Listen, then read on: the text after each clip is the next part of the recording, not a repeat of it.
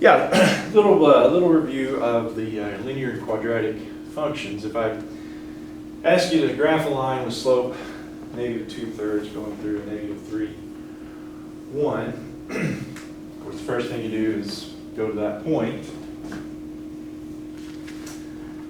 Negative 3 is the x, 1 is the y. And then we've got this as our slope. And as we know, slope can be interpreted a lot of different ways, but for this particular problem, probably I'd go with rise over the run is the slope there. So the top number, let's take that as a negative 2, and the bottom number is 3. So I'm going to rise negative 2, and I'm going to run 3. So rise negative 2, of course, means down 2. So I'd go down 2 from 2 units from that. And then the run of 3, okay, so that's right or left. Positive 3, though, would be to go to the right. So that's going to put it right on the y-axis, isn't it? So that gives me another point. And so, yeah, that's a fairly easy problem if you know what you're doing, right? Now, another thing, of course, we did, besides the graphing, was finding the equation. So same line there. What's the equation in slope-intercept form? y equals negative 2/3 x plus 0. No, minus 1. Minus 1. All right. I'm So using the x-intercept, not the y. So the slope-intercept form, with y equals mx plus b, right? Yeah. Two things you got to know. You got to know the m, you got to know the b. And in this particular case, yeah, we know the m is negative 2/3. Looks like b, we could guess, but It's negative it's 1. it's best to check it though, right? Especially since usually this problem we don't have the graph to look at. So the way we can find that particular point, check it out, is use this point, since that's the point we know, given in the problem. So if we go with x is negative 3, y is 1, plug those in. Then we could use that to find the b, because, yeah, we multiply these out, which it's positive 6 over 3, so that'd be positive 2. Multiply those together. Yeah, and so, sure enough, what we thought it was. The b is negative 1, because, yeah, that's the y-intercept there, it looks like. Like I said, good to check it without relying on the graph there. And so the final answer, y equals mx plus b, would be 2/3 x minus 1. Yes? All right. Now, so another type of problem is more kind of modeling data here. So the other one I want to do on the linear review with you here was this one. All right, so we've got the average price of a car in 2008 was $30,100, and in 2014 it was $30,600. Is that right? Which does not happen in real life. This actually was the data I got, so yes. This was the average price of a car. I don't know where it was. Appreciate though. Well, not the same car, no. This is the average price of cars in the United States or okay. somewhere, yeah. Yeah, no, that's not the same car, no. It would, yeah, it It's would the be. same car, it goes down. Yes, no, this is the average price of a car, and I don't know if it's the United States or a region in each year. Okay, so if we let x equal 0 be 2000, represent 2008. And here's what I want us to do. Find a linear function that gives the price f of x, the average price f of x in that particular year.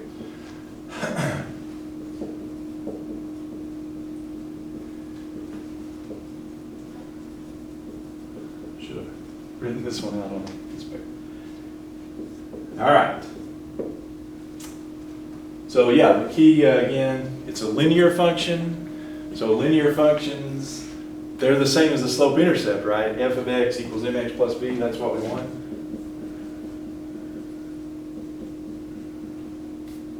Yeah, so if it says linear function, that's what we want. Now, in this particular case, unlike the previous problem, we don't have the slope. And so the way we would calculate it is, here's another formula for you to be sure to remember. How do we get the slope? Well, you do the difference of the y's over the difference of the x's, right? y2 minus y1 over x2 minus x1.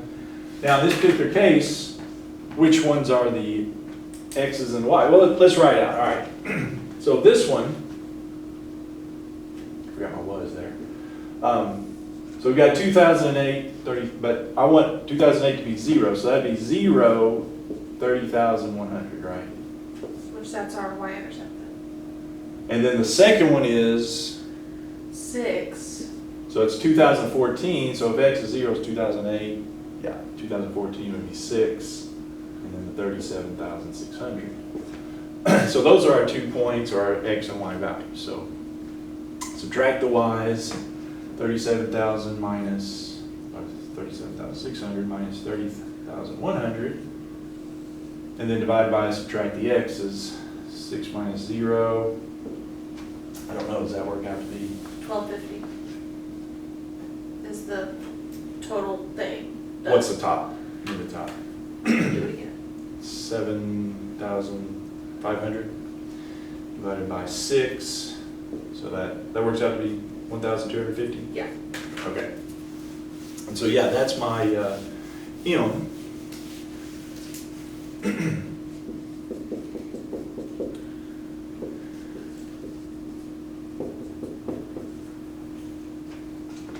That goes in for m there. And yeah, we just so happen to have, so the b is the y-intercept, or when x is 0, right? And so, yeah, again, writing that information down, we could go through it and plug them in, but yeah, you got x is 0, and the y value to go with it, that's your b. So this, you got the x is 0, this is going to be your b. So it's f of x equals, the m is 1250, the b is 30,100. So that's what you'll be wanting on that in your model. The other thing, I don't know that it comes up, but just FYI, remember, when we have this data like this, what does the slope represent? We also came up with another term. Remember the term? It asks for rate of change, the average rate of change. Yeah, so if it asks for the average rate of change or rate of change, that's what your slope is too. So, all right. Any other questions on that one? So the other part to this I was going to do was the quadratic functions. Just a quick little review of that. So quadratic functions, what is it? What kind of functions are we talking about there? Squared. X squared, yeah. Second degree, x squared.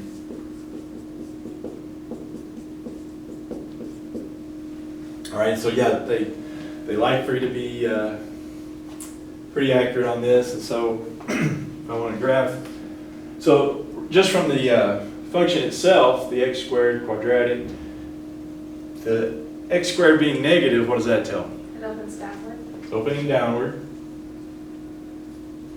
and you know, however you want to get to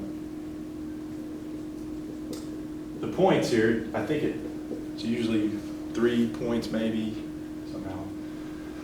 At least The computer 3. will actually only take 2 before, the computer will actually only take 2. It does 2. Yeah, Yeah, so it's a little, because it automatically makes it, yeah, you select when you move the mouse. you select the parabola and then go to one point and then to another point, so. Anyway, good one of course is 0, because then you just plug it in and calculate it, and that's gonna be easy, it's 4. Another one would be 1, so if we need 2, yeah, so you square, the only thing is you're just squaring squaring 1, so it's 1, but then you negate it, so it's it'll be positive 3, it's negative 1. And so, yeah, that's usually, for these, yeah, it's opening down. And so, yeah, the counterpart, if you do the negative 1, you got a positive 3 also. So that hopefully gives you enough to graph it there. Opens down, all that good stuff. The vertex, if it asks for the vertex, that's the high or low point. Which is 0, 4. In this case, yeah, would be the 0 and the 4 there. All right. The other one I was going to review on that. That is this one. Find the maximum of f of x equals quadratic. Oh, minimum, sorry.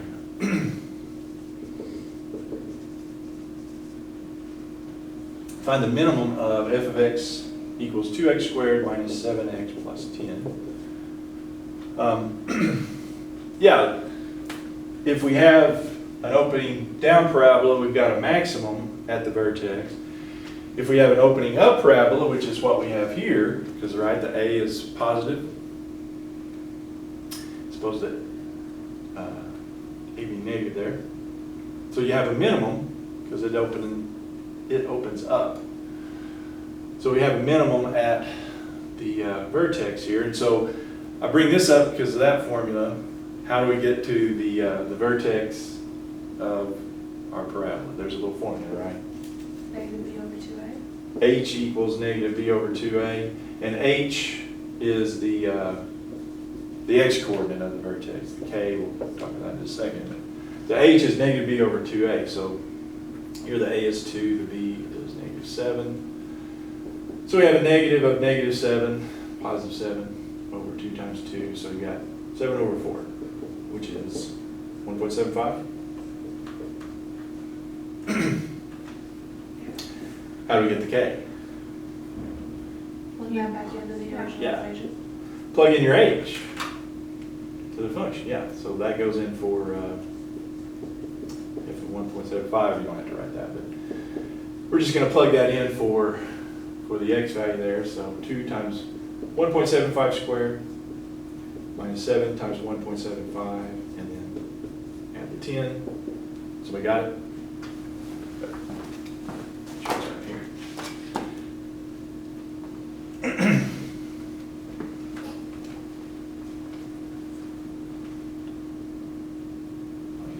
We're at 3.875, but somebody better check my math. The Oh. way my calculator's been acting.